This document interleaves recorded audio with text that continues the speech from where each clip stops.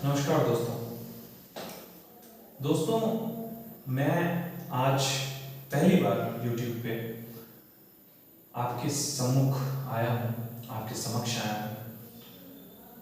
दोस्तों, ये आने का कारण यह नहीं है कि मैं आजकल के YouTube के दौर में खुद को शामिल करना चाहता हूँ, परंतु एक घटना है जो कि मेरे दिल को छू गई। दोस्तों, मैं पेशे से एक शिक्षक हूँ। आज सुबह मैं अपने विद्यालय की तरफ जा रहा था। एक जगह हमारे विद्यालय जाने के रास्ते में आता है जिसका नाम बुढ़ा माल है। उस जगह पे कुछ बच्चे एवं कुछ भीम सैनिक आज के भारत बंद का समर्थन कर रहे थे। समर्थन करने तक तो ठीक था, परंतु बिना यह समझे कि हम किस काम से कहाँ जा रहे हैं, वे फुहर तरीके से शिक्षकों के साथ एवं अन्य सरकारी कर्मियों के साथ बदतमीजी करने पे उतारे। समझाने पर भी नहीं समझे। बच्चे थे, शायद सबकी एवरेज उम्र अगर निकाली जाए तो शायद 13-14 साल होगी।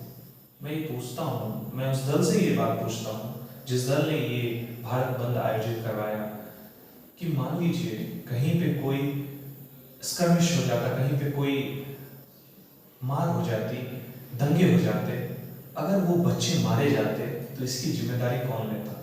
आप लेते? आपका दल लेता? भीम सैनिक लेते? या फिर बाबा साहब भीमराव अम्बेडकर लेते? कौन लेते इसकी जिम्मेदारी? सही बात तो यह है कि कोई नहीं लेते। दोस्तों, आंदोलन फुहर तरीके से नहीं होता। आप आने जाने वाले लोग जो कि काम पे जा रहे हैं, उनका आप रास्ता रोकते हैं, आप यातायात बाधित कर दें, ऐसा कोई आंदोलन नहीं होता। आपको अगर आंदोलन करना ही था, मैंने यह बात वहां पे भी बोली कि अगर आपको आंदोलन करना ही है तो जाके डीएम आवास के सामने करिए कि अधिकारी आपकी बातों को समझ सके, ना कि इस फुहर तरीके से करिए जिसमें जो व्यक्ति आपकी बात को सुनना भी चाहे वो भी आपकी बातों को नकार दे। दोस्तों, यह जो कानून सुप्रीम कोर्ट ने पास किया है SC/ST को लेके कि यहाँ पे भी क्रीमी लेयर का निर्माण होगा एवं सभी राज्य सरकार एवं यूनियन टेरिटरी की जो भी अथॉरिटीज हैं वह यह बात निर्धारित करें कि SC/ST में कहाँ क्रीमी लेयर के लोग हैं एवं किनको रिजर्वेशन का सबसे ज्यादा जरूरत है। दोस्तों, मुझे नहीं लगता इस कानून में किसी भी प्रकार की समस्या किन्हीं को भी होना चाहिए। इससे पहले चिन्मयी का एक केस था जिसमें इस मुद्दे के विपरीत जो अभी डिसीजन आया है DY चंद्रचूड़ की 9 जजों की बेंच के द्वारा, इसके विपरीत फैसला दिया गया था।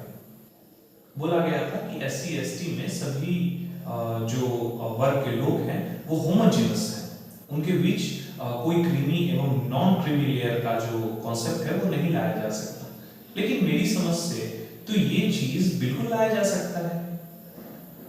दोस्तों, ऐसे बहुत सारे ब्यूरोक्रेट्स हैं, ऐसे बहुत सारे नेता हैं जो कि इस कैटेगरी से बिलोंग करते हैं, बिलोंग ही नहीं करते बल्कि एक दशक से वो लोग इस पोस्ट पे बने हुए हैं। तो क्यों केवल उनके ही बच्चों को, उनके ही पोतों को यह रिजर्वेशन का फायदा मिले? क्यों नहीं उस झुग्गी झोपड़ी में रहने वाले एक गरीब को ये रिजर्वेशन मिले जिसे इस रिजर्वेशन की सबसे ज्यादा जरूरत है? दोस्तों, अगर आपको याद होगा तो बाबा साहब भीमराव अंबेडकर को कोलंबिया यूनिवर्सिटी पढ़ने भेजने वाले सयाजी राव गायकवाड़ ने भी इस बात का ध्यान रखा कि अंबेडकर की क्षमता क्या थी एवं वे कैसी स्थिति से उठ के आ रहे थे। उन्होंने एक अमीर साहबजादे को विदेश नहीं भेज दिया, उन्होंने उसे विदेश भेजा जिनके अंदर सही क्षमता थी एवं जिसे सही मायने में जरूरत थी। दोस्तों, आज भी हमें यही पहचानने की जरूरत है कि किसमें क्षमता है एवं किसे जरूरत है। दोस्तों, यह सभी मामला मंडल कमीशन से जुड़ा हुआ है जो कि मेरी समझ से 1990 के आसपास आया था।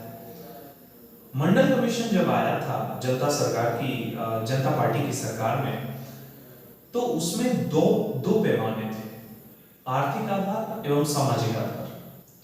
लेकिन सामाजिक आधार को काफी बढ़ा चढ़ाकर दिखाया गया और आज समय ये है कि लोग आर्थिक आधार को सुदामा कोटा के नाम से जानते हैं एवं सामाजिक आधार को ही सही मायने में रिजर्वेशन मानते हैं। दोस्तों, मेरी समझ से यह सोच तो पूरी तरह से गलत है, क्योंकि आज मैं किसी होटल में खाने जाता हूँ या किसी जगह पे ठहरता हूँ, रुकता हूँ, तो मैं ये नहीं पूछता कि उस होटल की या फिर उस प्रेमाइसिस के ओनर किस जाति से बिलोंग करते हैं। मैं अपने इस विद्यालय में जिन शिक्षकों के साथ खाना खाता हूँ, मैं उनसे भी ये नहीं पूछता कि आप किस जाति से बिलोंग करते हैं। उनमें से कई मुस्लिम होते हैं, कई कायस्थ होते हैं, कई एससी से आते हैं, कई एसटी कम्युनिटीज से आते हैं, कई राम होते हैं, कई विभिन्न जातियों से, विभिन्न जातियों के लोग वहाँ पे होते हैं, महिलाएं होती हैं, ऐसे लोग होते हैं जिन्हें हिस्टोरिकली जो है वो चीज़ों से डिप्राइव्ड किया गया। परंतु मैं यह बात पूरी गारंटी के साथ कह सकता हूँ कि इन 75 वर्षों में देश ने एक ड्रास्टिक चेंज लिया है। हमारी सोच में एक अभूतपूर्व बदलाव आया है। यह बदलाव केवल इसलिए नहीं है कि हम लोग दिखाने के लिए एक दूसरे के साथ बैठते हैं, एक दूसरे के घर आते जाते हैं, अपितु आज का ये माहौल है कि हम एक दूसरे की जातियों के साथ बेटी एवं रोटी का रिश्ता रखते हैं। यह आज हमारे देश की सच्चाई है। दोस्तों, जिन जातियों की बात कर कर के ये पॉलिटिशियन, ये पॉलिटिकल पार्टी इतना वोट जमा करती है, मैं आपको बताऊं कि सही मायने में इसका अर्थ कुछ नहीं रह गया है। दोस्तों, मैं ब्राह्मण समाज से बिलोंग करता हूं। हो सकता है मेरे बगल वाले कोई शिक्षक एससी या एसटी समाज से बिलोंग करे, तो क्या मेरे लिए स्कूल में या विद्यालय में कोई राजगद्दी तो नहीं लगी होती है? मैं भी उसी कुर्सी पे बैठता हूँ जिन कुर्सी पे वो बैठते हैं। मैं भी उसी गिलास में पानी पीता हूँ जिस गिलास में वो पानी पीते हैं। मैं उन्हें उतना ही सम्मान देता हूँ जितना वो मुझे सम्मान देते हैं। दोस्तों, दिक्कत जाति में नहीं है, दिक्कत हमारी सोच में है। हमें अपनी सोच बदलने की जरूरत है और यह बात मुझे लगता है कि मैंने जितना भी वार्तालाप किया है, मैंने जितने भी डिस्कोर्स किए हैं अन्य जातियों के लोगों के साथ, उनके जहन में यह बात बैठी हुई है कि भैया मेरे साथ डिस्क्रिमिनेशन हुआ है तो हम अभी डिस्क्रिमिनेशन करेंगे। मैं जानता हूं कि रिजर्वेशन एक पॉजिटिव डिस्क्रिमिनेशन है, लेकिन रिजर्वेशन केवल सामाजिक आधार पे हो यह तो ठीक नहीं है। यह आर्थिक आधार पे भी हो सकता है। हमें तो ईडब्ल्यूएस रिजर्वेशन का खुली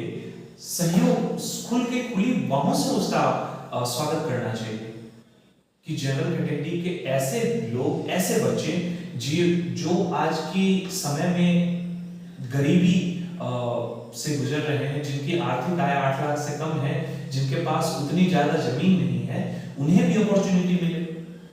हम इस बात को निगेटिवली क्यों लेते हैं? हम इस बात पे दुख क्यों मनाते हैं? हम इसमें कमी क्यों निकालते हैं? शायद इसलिए निकालते हैं क्योंकि यह बात हमारे जहन में बैठ चुकी है कि मेरे साथ डिस्क्रिमिनेशन हुआ है तो मैं उसके साथ कुछ अच्छा नहीं होने दूंगा।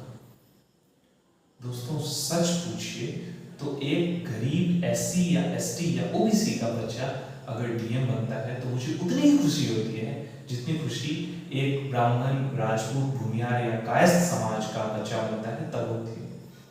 मैं जब क्लास में जाता हूं तो ये नहीं पूछता हूं कि तुम्हारी जाति क्या है, मैं ये जरूर पूछता हूं कि तुम्हारी परसेंटेज क्या आई थी और उसे कैसे बेहतर किया जा सके। दोस्तों, मंडल कमीशन, एससी एसटी पे आया हुआ यह कानून, बहुतों को इस बारे में जानकारी तक नहीं है। ऐसे बच्चे झंडा लेके रोड पे निकले हुए हैं। ऐसी पार्टी के लोग अनर्गल बयान दे रहे हैं कि हम सरकार को झुका देंगे, सामान्य जाति को मिल सकता है तो हमें क्यों नहीं मिल सकता? अरे नहीं मिल सकता भाई, नहीं मिल सकता, क्योंकि आपके दादा, आपके परदादा वर्षों से एमएलए हैं, एमपी हैं, सिविल सर्वेंट्स हैं। आपको पढ़ने में कोई दिक्कत नहीं हुई, आपने कोई डिस्क्रिमिनेशन नहीं झेला। अगर यही लॉजिक हम लोग अप्लाई करें तो ब्रिटिशर्स ने तो हम लोगों के ऊपर 200 साल तक हम लोग को गुलाम रखा। तो क्या हम लोग उनके बच्चों से, उनके पोतों से, उनके जनरेशन से, जो अभी नए जनरेशन है, उनसे अपने सभी ट्रेडिंग जो रिलेशंस है वो तोड़ देते हैं? ब्रिटेन से हमें कोई भी एमओयू हम साइन नहीं करते, ऐसा तो नहीं है, हम लोग करते हैं। अगर हम तब ये काम कर सकते हैं, जब हम आज के डेट में उनके बच्चों को रिस्पेक्ट दे सकते हैं, तो क्यों नहीं आप हमें रिस्पेक्ट दे सकते? क्यों नहीं हम लोग म्यूचुअल रिस्पेक्ट देके एक शांतिपूर्वक, एक सुखद देश की रचना करें? क्यों हमें बार बार ये बंद, ये आंदोलन करने की आवश्यकता पड़ जाती है?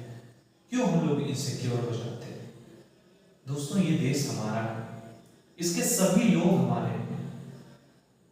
और राहत इंदौरी साहब ने बहुत खूबसूरत पंक्तियां कही हैं कि सभी का खून है शामिल यहाँ की मिट्टी में, किसी के बाप का हिंदुस्तान थोड़ी है। यह बात हमें अपने जहन में रखने की जरूरत है। हमें पॉजिटिवली समाज को आगे बढ़ाना है, ना कि विष घोल के। अगर कोई फैसला समाज के हक में आ रहा है तो हमें उसका स्वागत भी करना है, और आशा है कि आप लोग स्वागत करेंगे एवं इस डिस्क्रिमिनेशन को आगे नहीं बढ़ने देंगे। धन्यवाद।